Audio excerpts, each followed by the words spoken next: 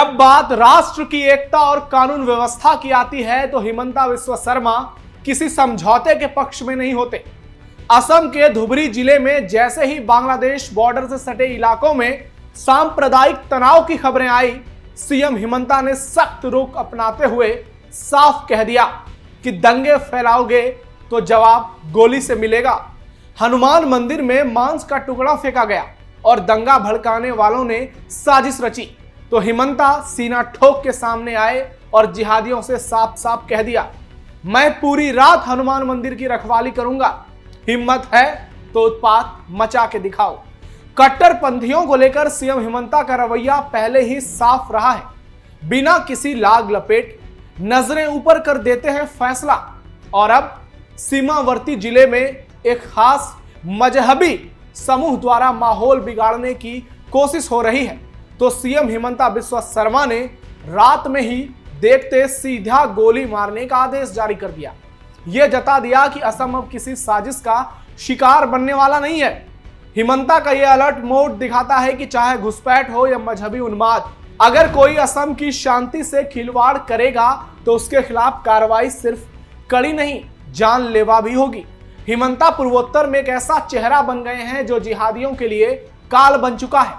ना सिर्फ असम के भीतर बल्कि बांग्लादेश से आए घुसपैठियों, रोहिंग्याओं और भारत में पल रहे जिहादी नेटवर्क के लिए हिमंता काल है।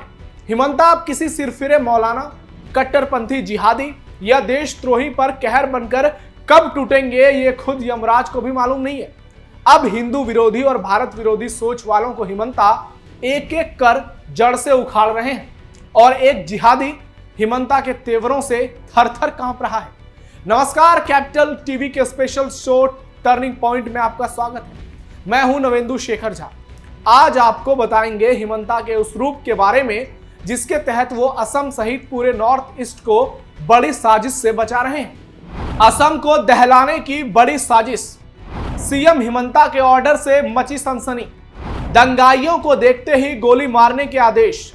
असम के धुबरी जिले में तनावपूर्ण माहौल। असम के धुबरी में पिछले कुछ दिनों से भारी बवाल मचा हुआ है क्योंकि धुबरी भारत बांग्लादेश के इंटरनेशनल बॉर्डर पर स्थित है। धुबरी के एक हनुमान मंदिर के पास मुस्लिम समुदाय की ओर से मांस रखा गया जिसके बाद माहौल तनावपूर्ण हो गया।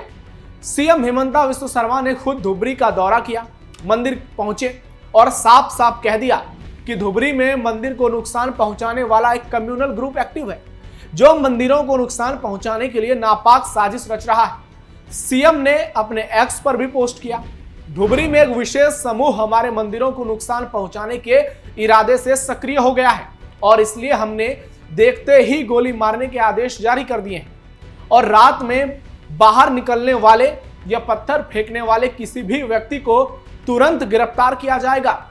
अभी तक ऐसे 38 लोगों को गिरफ्तार किया जा चुका है। इससे पहले भी 92 लोगों की गिरफ्तारी हो चुकी है देशद्रोह के मामले में। कट्टरपंथियों ने जानबूझकर माहौल बिगाड़ा। विवाद तब पैदा हुआ जब बीते रविवार को धुबरी में एक हनुमान मंदिर के पास मांस के टुकड़े मिलने के बाद लोगों ने विरोध प्रदर्शन किया। लोगों का गुस्सा इसलिए भी बहुत ज्यादा भड़का क्योंकि मंदिर के पास गौमांस फेंका गया था। सीएम हिमंता ने कहा कि शहर के हनुमान मंदिर में गौमांस फेंकने की घटना कभी नहीं होनी चाहिए और इसमें शामिल लोगों को किसी भी हाल में बख्शा नहीं जाएगा।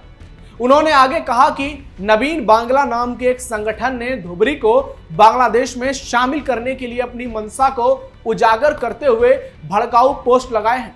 उन्होंने ये भी आरोप लगाया है कि पश्चिम बंगाल से हजारों मवेशी लाए गए हैं और धुबरी में एक नया गौमांस माफिया उभरा है जिसने त्योहार से ठीक पहले हजारों जानवरों की खरीद की है। शर्मा ने कहा कि 7 जून को ईद उल अजहा के बाद जिला मुख्यालय में हनुमान मंदिर के सामने एक गौ माता का सिर पाया गया। हिंदुओं की ओर से शांति और सद्भाव की अपील के बावजूद एक बार फिर मंदिर के सामने गौ माता का सिर रखा गया और रात में पत्थर फेंके गए। हिमंता बिस्वा शर्मा ने कहा कि अगर जरूरत पड़ी तो मैं पूरी रात हनुमान मंदिर की रखवाली करूंगा क्योंकि हम समुदाय के एक वर्ग को इस तरह की गड़बड़ी करने की इजाजत नहीं दे सकते।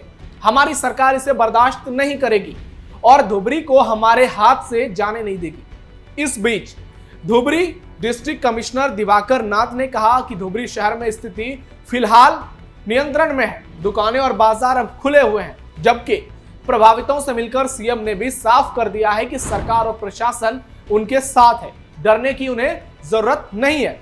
2024 के लोकसभा चुनाव में असम के धुबरी में एक ऐतिहासिक रिकॉर्ड बना। धुबरी लोकसभा सीट से कांग्रेस उम्मीदवार रकीबुल हसन ने रिकॉर्ड 10,12,476 वोटों से जीत दर्ज की। रकीबुल हुसैन ने सामगुरी विधानसभा क्षेत्र छोड़ AIUDF प्रमुख बदरुद्दीन अजमल के गढ़ धुबरी लोकसभा सीट से चुनाव लड़ा। चुनाव से पहले सबके मन में यह सवाल था कि क्या हुसैन अजमल को हरा पाएंगे, जो लगातार चौथी बार संसद पहुंचने की उम्मीद लगाए बैठे थे। लेकिन कांग्रेस उम्मीदवार रकीबुल हुसैन ने इस सीट पर पार्टी का टिकट मिलने के बाद यहां इतिहास रच दिया। रकीबुल हुसैन को 14,71,885 वोट मिले, जबकि अजमल को केवल 4,59,409 वोट और एनडीए गठबंधन समर्थित AGP उम्मीदवार जावेद इस्लाम को 4,38,594 वोट मिले। लेकिन रकीबुल हुसैन की जीत ने यह संदेश दे दिया कि इस्लामी मानसिकता एक होकर चुनाव लड़ी है और यह वोट जिहाद था, जिसे लेकर कट्टरपंथी हुंकार भरते हैं।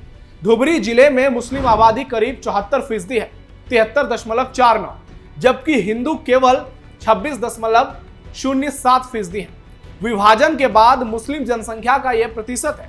धुबरी जिले के कुछ हिस्सों में, जैसे कि दक्षिण सलमारा में मुस्लिम आबादी 95.2% है।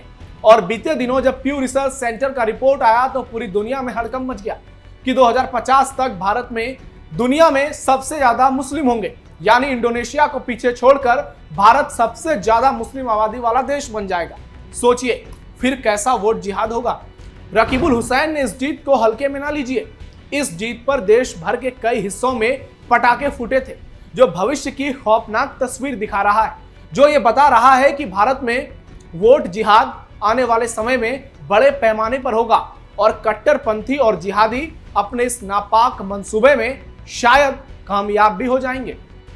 बॉर्डर इलाके में हथियार लाइसेंस को दी मंजूरी। असम की हिमंता विश्व शर्मा सरकार ने एक ऐतिहासिक और संवेदनशील फैसला लेते हुए बांग्लादेश सीमा से लगे इलाकों में रहने वाले मूल निवासियों को हथियार लाइसेंस देने की योजना को मंजूरी दे दी। सीएम हिमंता ने कहा कि ये योजना धुबरी, मोरीगांव, बारपेटा, नागांव, दक्षिण सलमारा, मनकचर, रूपाही, ढींग और जानिया जैसे अल्पसंख्यक प्रभावित इलाकों में लागू की जाएगी। साथ ही पूरे राज्य में भी आवेदन करने पर विचार किया जाएगा। सीएम शर्मा ने कहा कि हालिया बांग्लादेशी गतिविधियों और अवैध घुसपैठ के चलते मूल निवासियों में भय का माहौल है। ऐसे में ये कदम आत्मरक्षा की भावना और विश्वास को मजबूत करने वाला है। उन्होंने पिछली सरकारों को आड़े हाथों लिया और कहा कि अगर पहले इन लोगों को लाइसेंस दिए गए होते तो लोगों को अपनी जमीनें छोड़नी नहीं पड़ती। भारत में हथियार रखने के लिए आर्म्स एक्ट 1959 लागू होता है, जिसके तहत यहाँ के लोगों को हथियार बांटे गए। चाहे बांग्लादेशी रोहिंग्याओं को रगड़ना हो या फिर असम में कट्टरपंथी मौलानाओं को खदेड़ना, चीन को जवाब देना हो या बांग्लादेश को धूल चटाना, हिमंता का काम बोलता है। वो सीधे कहते हैं कि असम में बच्चे मदरसा नहीं स्कूल जाएंगे, मुल्ला मौलवी नहीं डॉक्टर इंजीनियर बनेंगे। एक और सीएम विकास की बात करते हैं तो दूसरी ओर बुलडोजर एक्शन से जिहादियों को तोड़ देते हैं। चिकन नेक पर बांग्लादेश और ब्रह्मपुत्र नदी पर चीन को रगड़ने वाले हिमंता जिहादियों के नजर में इसलिए खटकते हैं क्योंकि उनके रहते जिहादियों के नापाक मंसूबे धरे के धरे रह जाते हैं। चाहे वो असम के जिहादी हों, नॉर्थ ईस्ट के, चीन, पाकिस्तान या फिर बांग्लादेश के। हिमंता विश्व शर्मा का साफ मानना है कि देश विरोधी गतिविधियों में चाहे कोई भी शामिल क्यों ना हो, वो कोई जिहादी या कोई कट्टरपंथी हो या फिर कोई बहुत बड़ा सूरमा, ऐसे लोगों को बहुत भयंकर परिणाम भुगतने होंगे। कुल मिलाकर हिमंता विश्व शर्मा पूरे नॉर्थ ईस्ट को संभाल रहे हैं और इसमें उनका बहुत बड़ा योगदान है। फिलहाल टर्निंग पॉइंट में इतना ही। आपकी क्या राय है कमेंट बॉक्स में हमें जरूर बताइए। आप सावधान रहिए, अलर्ट रहिए और अपने आसपास पैनी नजर रखिए। देखते रहिए कैपिटल टीवी। धन्यवाद। जय हिंद।